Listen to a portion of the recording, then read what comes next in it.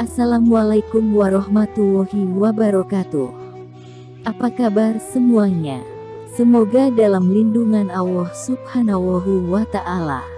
Kali ini Mimin akan membagikan kisah kematian iblis disiksa malaikat maut hingga teriak kesakitan. Kisah ini dikutip dari kalam sindosindonews.com. Iblis awalnya tinggal di surga. Ia dikenal sebagai ahli ibadah yang luar biasa hingga diberi nama Azazil. Karena kedurhakaan dan kesombongannya, Allah mengeluarkannya dari surga dan menjadi makhluk terhina. Ia pun memohon kepada Allah agar umurnya ditangguhkan sampai kiamat. Iblis berkata, "Ya Tuhanku, kalau begitu, maka berilah penangguhan kepadaku sampai hari manusia dibangkitkan." Quran Surat Al-Hijr ayat 36. Permohonan iblis itu dikabulkan Allah dan ia hidup sampai akhir zaman hingga tiupan sangkakala membangkitkan manusia dari kubur. Berikut detik-detik kematian iblis di tangan malaikat maut. Kisah ini dikutip dari kitab Daqaiq Al-Ahbar fi Zikri Al-Jannah wa An-Nar karya Imam Abdurrahman As-Suyuti. Diceritakan, detik-detik kematian iblis laknatullah alaih terjadi saat hari kiamat tiba. Dunia saat itu tidak terisi lagi oleh manusia, jin, maupun setan. Yang tersisa dihidupkan oleh Allah hanya 12 makhluk, yaitu malaikat Jibril, Israfil, Mikail, Israil, malaikat maut, dan 8 malaikat hamalat al-arsy. Kemudian Allah berkata, "Hai Israil, malaikat maut, sesungguhnya aku telah menciptakan para malaikat pembantu untukmu yang banyaknya sama dengan banyaknya makhluk-makhluk awal dan akhir. Aku juga telah memberimu kekuatan seluruh penduduk langit dan bumi. Kini, aku titahkan kemurkaanku untukmu. Turunlah dengan atas nama kemurkaanku dan siksaanku dan temuilah iblis. Beri ia rasa kematian dan timpakan atasnya kepahitan kematian makhluk-makhluk awal dan akhir dari golongan manusia jin dengan kepahitan yang berlipat ganda. Turunlah bersama 70.000 malaikat Zabaniyah yang masing-masing dari mereka membawa rantai dari neraka Lazo." Demikian perintah Allah. Setelah itu, malaikat maut memanggil malaikat Malik dan memerintahnya membukakan pintu-pintu neraka.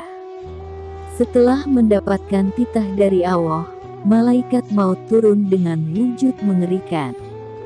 Andaikan seluruh penduduk langit dan bumi melihatnya, niscaya mereka langsung mati. Ia akhirnya sampai di hadapan iblis. Malaikat maut menangkap dan menawannya. Tiba-tiba iblis berteriak keras dengan teriakan yang andaikan seluruh penduduk langit dan bumi mendengarnya, niscaya mereka langsung mati. Malaikat maut berkata kepada iblis, "Hai makhluk yang menjijikkan, berapa lama usia kamu hidup? Berapa lama waktu yang kamu gunakan untuk menyesatkan makhluk?" Mendengar itu, iblis melepaskan diri dan lari ke bumi timur, tetapi tiba-tiba malaikat maut telah berada di sampingnya. Ia berlari ke bumi barat, tetapi lagi-lagi malaikat maut telah berada di sampingnya. Tak henti-hentinya iblis melarikan diri, tetapi malaikat maut tetap berada di sampingnya. Kemudian iblis berlari dan berdiri di tengah-tengah bumi dekat kuburan Nabi Adam alaihi salam dan berkata, "Hai Adam, gara-gara kamulah aku menjadi makhluk yang terkutuk, terlaknati, dan tertolak." Iblis mengalami siksaan menyakitkan. Iblis berkata kepada malaikat maut, "Hai malaikat maut, gelas apa yang akan kamu gunakan untuk meminumiku? Siksaan apa yang akan kamu timpakan atasku saat mencabut ruhku?" Malaikat maut menjawab, "Dengan gelas dari neraka Lazo dan Sair." Bertubi-tubi siksaan ditimpakan atas iblis. Ia berulang jatuh bangun di tanah sampai akhirnya ia sampai di tempat di mana ia diturunkan dan dilaknati. Disitulah tempat eksekusi iblis. Malaikat Zabaniyah yang ikut turun bersama malaikat maut melempari dan menembaki iblis dengan panah. Kemudian mereka memegang dan menawannya. Dengan kondisi tak berdaya dan di bawah pegangan serta tawanan Zabaniyah, iblis ditembaki panah kembali hingga akhirnya sekarat mati.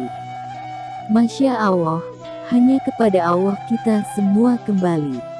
Setelah iblis mati, tinggal Allah, malaikat maut, Jibril, Mikail, Israfil, dan Hamalat al-Arsy. Allah memerintahkan malaikat maut mencabut nyawa para malaikat mulia itu.